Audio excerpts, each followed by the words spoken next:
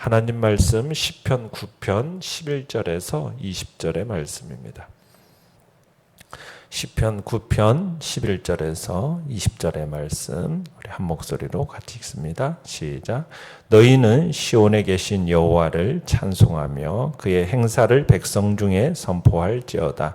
피 흘림을 신문하시는 이가 그들을 기억하시며 가난한 자의 부르짖음을 잊지 아니하시도다.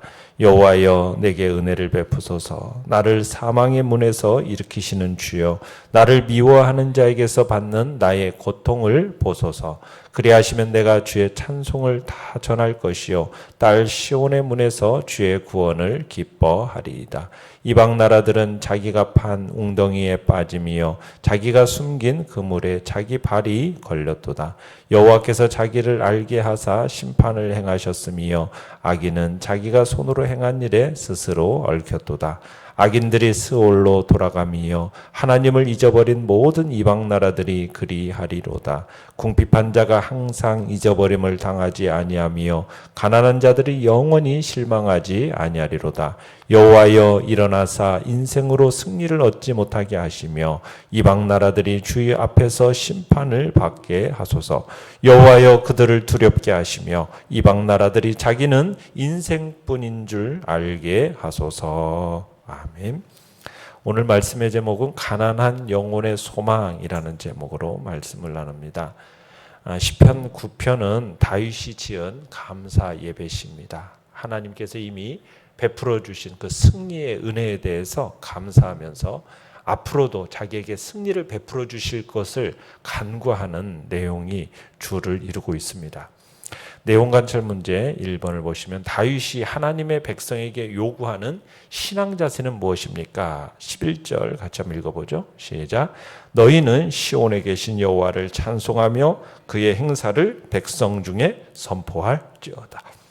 자, 이게 이제 여호와 하나님은 공의로운 심판을 행하시는 분인데 그 공의로운 심판의 근거에서 백성들에게 바로 그 하나님을 뭐하라?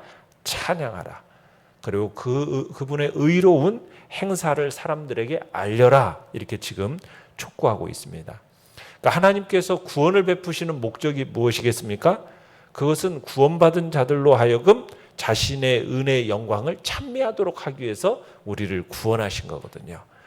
그러니까 압제당하는 현실 속에서 의로우신 여호와 하나님의 그 도움의 손길을 체험한 사람들이 그분을 찬양해야 하는 것이에요. 그런데 만약 찬양하지 않는다?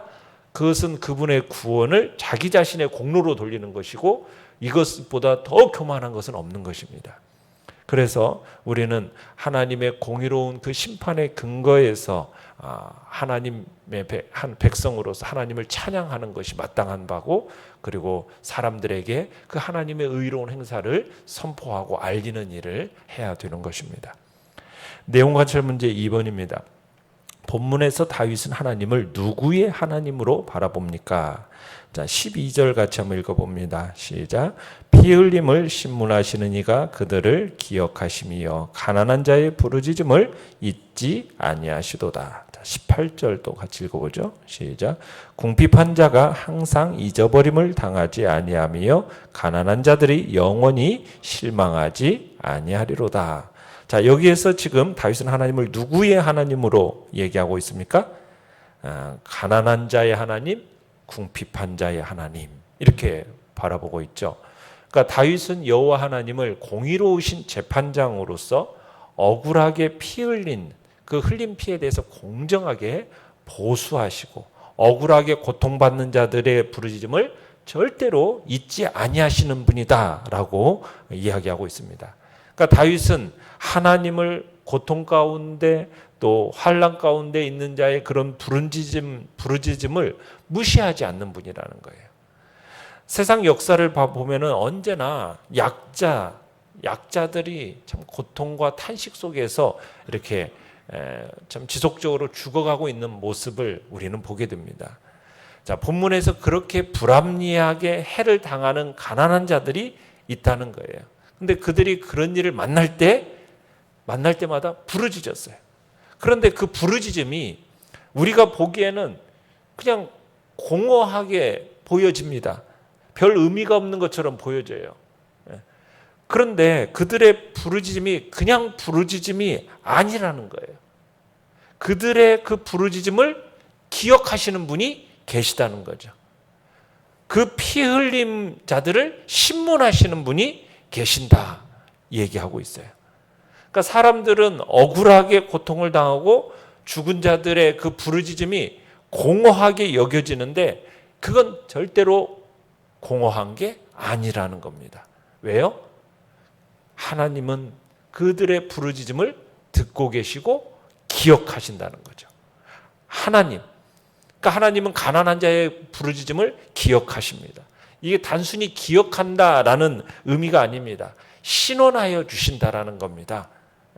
그들의 그 부르짖음에 대해서 반드시 하나님 원수를 갚아주시는 분이다. 그런 분임을 우리에게 가르쳐주고 있어요.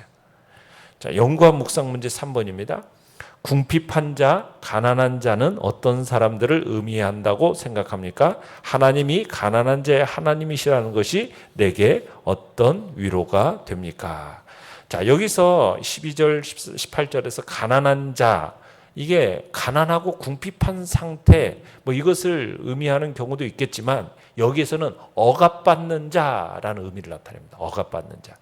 그러니까 표면적으로 그저 경제적인 측면에서 가난한 자 이런 의미를 지니고도 있겠지만 여기서는 권세 있는 악인들에게 부당하게 압제를 당하는 의로운 약자들을 지칭하고 있는 거죠. 13절을 보시면은 13절 한번 읽어볼까요? 시작. 여호와여 내게 은혜를 베푸소서. 나를 사망의 문에서 일으키시는 주여. 나를 미워하는 자에게서 받는 나의 고통을 보소서. 지금 다른 사람의 압제로 인해서 지금 사망의 고통을 당하고 있다고 지금 고백을 하고 있습니다.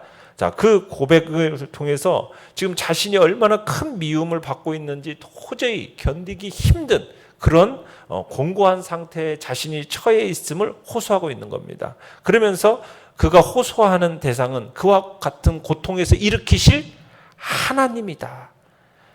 공고한 가운데 있는 자신을 불쌍히 여겨달라고. 지금 주여 나를 미워하는 자에게서 받는 나의 고통을 보소서. 고통을 보소서. 그냥 단순하게 부르짖는 거죠. 주님, 제가 지금 고통을 당하고 있거든요. 저 고통스러워요. 하나님, 저를 불쌍히 여겨주세요. 저를 구해주세요. 자, 이렇게 얘기하니까 다윗은 말하기를 그리하시면 14절을 한번 읽어보죠. 시작. 그리하시면 내가 주의 찬송을 다 전할 것이요 딸 시온의 문에서 주의 구원을 기뻐하리이다.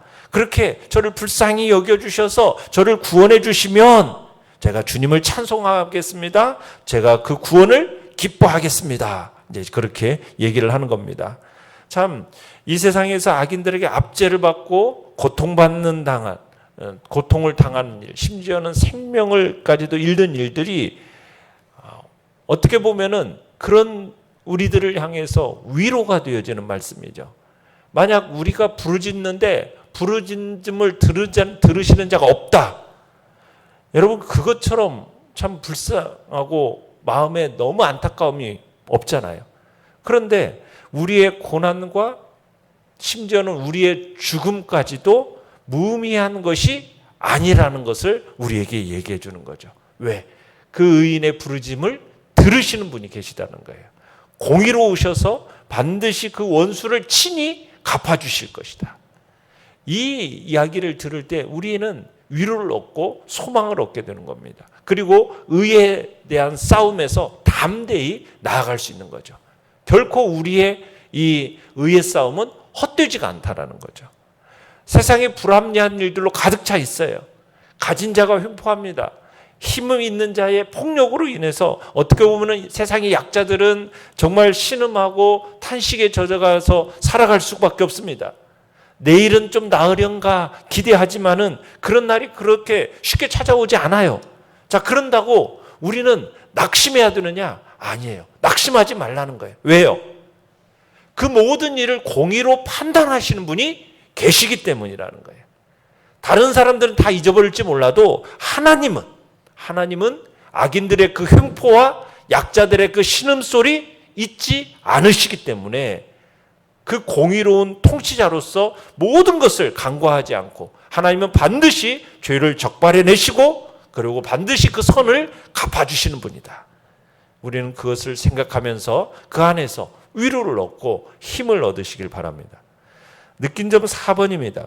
하나님을 잊어버린 사람들은 결코 승리를 얻지 못하며 지옥의 구렁텅이 속에서 헤어나올 수 없다는 사실에서 무엇을 느낍니까? 우리는 우리의 때로는 억울함에 탄식하거나 좌절하거나 낙심하지 말아야 함을 느낍니다. 악인들은 그 악으로 반드시 망할 것입니다. 의인들은 반드시 위로를 얻을 날이 이르게 될 거라는 것. 우리는 이것을 믿고 우리의 마음속에 의의 삶을 살아가는 데서 담대함을 살아가야겠다라는 결단이 있어야 되는 겁니다. 15절을 보시면은 같이 한번 읽어보죠. 시작.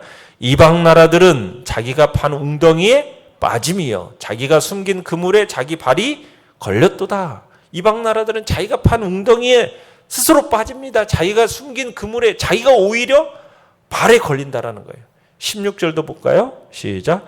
여호와께서 자기를 알게 하사 심판을 행하셨으며 악인은 자기가 손으로 행한 일에 스스로 얽혔도다. 악인은 자기가 행한 그 일, 손으로 행한 일에 스스로 얽혔다 선언을 하고 있습니다. 자, 다윗이 이를 통해서 말하고자 하는 것이 무엇입니까? 사람은 자기가 파놓은 함정에 자기가 빠진다는 거예요. 반드시 악을 뿌리면 그 악기로 하나님께서 열매를 거두게 하신다라는 이야기입니다. 자, 17절도 보시죠. 시작. 악인들이 스올로 돌아가며 하나님을 잊어버린 모든 이방 나라들이 그리 하리로다. 스올이라는 게 음부요 지옥입니다. 결국 악인들과 이방 나라들이 결국 들어갈 장소가 어디입니까? 스올이요 지옥이라고 말하고 있는 겁니다. 자, 18절을 읽어보죠. 시작. 궁핍한 자가 항상 잊어버림을 당하지 아니하며 가난한 자들이 영원히 실망하지 아니하리로다. 그런 이유로 약자가 언제까지나 탄식하고만 있지 않을 것이라는 어떻게 보면 소망의 빛을 던져주고 있습니다. 그러니까 성경은 거듭해서 공의에 대해서 말해요. 공의. 세상은 보면 참 어그러져 있습니다. 불공평한 것 같아요. 그 사실이 너무나도 명명백백하게 보여져요. 우리 눈으로 보기에는 힘을 가진 그 악인들이 승승장구하는 것처럼 보여집니다. 그에 반해서 힘이 없고 연약한 의인들은 어떻습니까? 악인들로부터 착취를 당합니다. 핍박을 당합니다. 항상 신음하는 모습으로만 살아갈 수밖에 없는 것처럼 보여져요. 그래서 많은 사람들이 그렇게 부르지 않습니까? 하나님이 계시다면 어떻게 이럴 수가 있습니까? 공의가 존재한다면 어떻게 이렇게 세상이 불공평합니까? 이렇게 질문을 무수히 던져왔어요. 우리가 시편 73편에 가보면 아삽의 시가 있습니다. 아삽이 뭐라고 얘기냐면 하나님이 참으로 이스라엘 중 마음이 정결한 자에게 선을 행하시나 나는 거의 실족할 뻔했고 내 걸음이 미끄러질 뻔했으니 이는 내가 악인의 형통함을 보고 오만한 자를 질시하였습니다. 그러니까 악인들이 살아있는데 살아있을 뿐만 아니라 정말 심지어 죽는 자리에서도 보면 너무 악인들이 평안하게 죽더라는 거예요. 그 모습을 보니까 막 불평이 일어나는 겁니다. 자, 그러다가 아삽이 그런 불평 속에서 깨닫게 되는데 어디에서 깨닫느냐? 성소에 들어갈 때 하나님의 공의를 깨달았다. 이런 표현을 써요. 그때 아삽이 이렇게 고백하거든요. 주께서 참으로 저희를 미끄러운 곳에 두시며 파멸에 던지시니 저희가 어찌 그리 졸지에 황폐되었는가 놀람으로 전멸하였나이다. 그러니까 악인들은 즐거움을 누리고 형통할지 모르지만 그 형통함은 영원한 것이 아니라는 거예요. 지금은 아무리 흥왕해도 결국에는 일순간에 무너지고 결국에는 쓴 잔을 마시게 될 날이 올 거라는 거죠. 그에 반해서 의인들은 어떻습니까? 당장은 멸망당하는 것처럼 보여집니다. 항상 공고한 상태에 있는 것처럼 보여집니다. 그러나 그 상태가 영원히 지속되는 것은 아니라는 거죠. 때가 되면 의로운 약자들에게 위로의 날이 반드시 찾아오게 될 거라는 겁니다. 악인들은 결국 파멸당하게 될 것이고 그로 인하여서 의인들은 위로를 받게 되는 날. 우리가 하나님의 최후의 심판의 날을 기다리지 않습니까? 그 기다리는 이유도 뭐가 있어요? 하나님의 최후의 심판날은 결국 모든 악인들은 영원히 멸하시는 날이 되기 때문입니다. 우리는 부조로한 현실 속에 살아갑니다. 때로는 억울합니다.